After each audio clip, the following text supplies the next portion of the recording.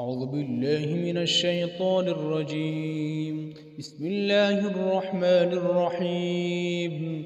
الرحمن علم القرآن، خلق الإنسان علمه البيان. الشمس والقمر بحسبان، والنجم والشجر يسجدان. والسماء رفعها ووضع الميزان ألا تطغوا في الميزان وأقيموا الوزن بالقسط ولا تخسروا الميزان. والأرض وضعها للأنام، فيها فاكهة والنخل ذات الأكمام والحب ذو العصف والريحان. فبأي آلاء ربكما تكذبان؟ خلق الإنسان من صلصال كالفخار، وخلق الجان من مارج من نار. فبأي آلاء ربكما تكذبان؟ مرج البحرين يلتقيان، بينهما برزخ لا يبغيان. فبأي آلاء ربكما تكذبان؟ يخرج منهما اللؤلؤ والمرجان. فبأي آلاء ربكما تكذبان؟ وله الجوار المنشآت في البحر كالأعلام. فبأي آلاء ربكما تكذبان؟ كل من عليها فان، ويبقى وجه ربك ذو الجلال والإكرام. فبأي آلاء ربكما تكذبان؟ يسأله من في السماوات والأرض كل يوم هو في شأن. فبأي آلاء ربكما تكذبان؟ سنفرغ لكم أيها الثقلان. فبأي آلاء ربكما تكذبان؟ يا معشر الجن والإنس إن استطعتم أن تنفذوا من أقطار السماوات والأرض فانفذوا، لا تنفذون إلا بسلطان. فبأي آلاء ربكما تكذبان؟ يرسل عليكما شواظ من نار ونحاس فلا تنتصران.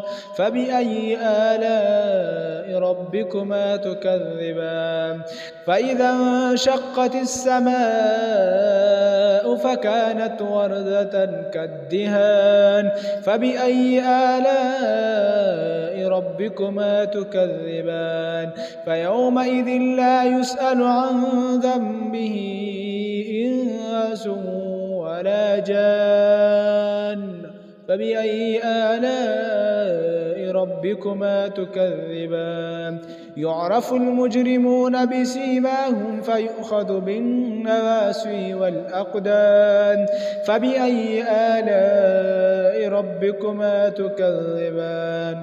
هذه جهنم التي يكذب بها المجرمون، يطوفون بينها وبين حميم آن.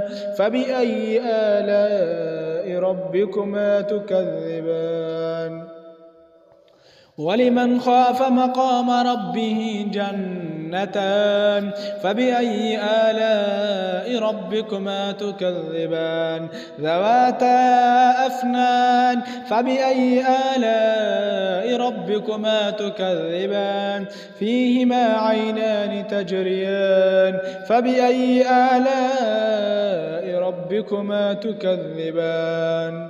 فيهما من كل فاكهة زوجان. فبأي آلاء ربكما تكذبان؟ متكئين على فرش بطائنها من استبرق، وجنى الجنتين دان. فبأي آلاء ربكما تكذبان؟ فيهن قاصرات الطرف لم يطمثهن إنس قبلهم ولا جان. فبأي آلاء ربكما تكذبان كأنهن الياقوت والمرجان فبأي آلاء ربكما تكذبان هل جزاء الإحسان إلا الإحسان فبأي آلاء ربكما تكذبان ومن دونهما جنتان فبأي آلاء ربكما تكذبان مدهامتان فبأي آلاء ربكما تكذبان فيهما عينان نضاختان فبأي آلاء ربكما تكذبان فيهما فاكهة ونخل ورمان فبأي آلاء ربكما تكذبان فيهن خيرات حسان فبأي آلاء ربكما تكذبان حور مقصورات في الخيام فبأي آلاء ربكما تكذبان لم يطمثهن إنس قبلهم ولا جان فبأي آلاء ربكما تكذبان متكئين على رفرف خضر وعبقري حسان فبأي آلاء ربكما تكذبان تبارك اسم ربك ذي الجلال والإكرام صدق الله.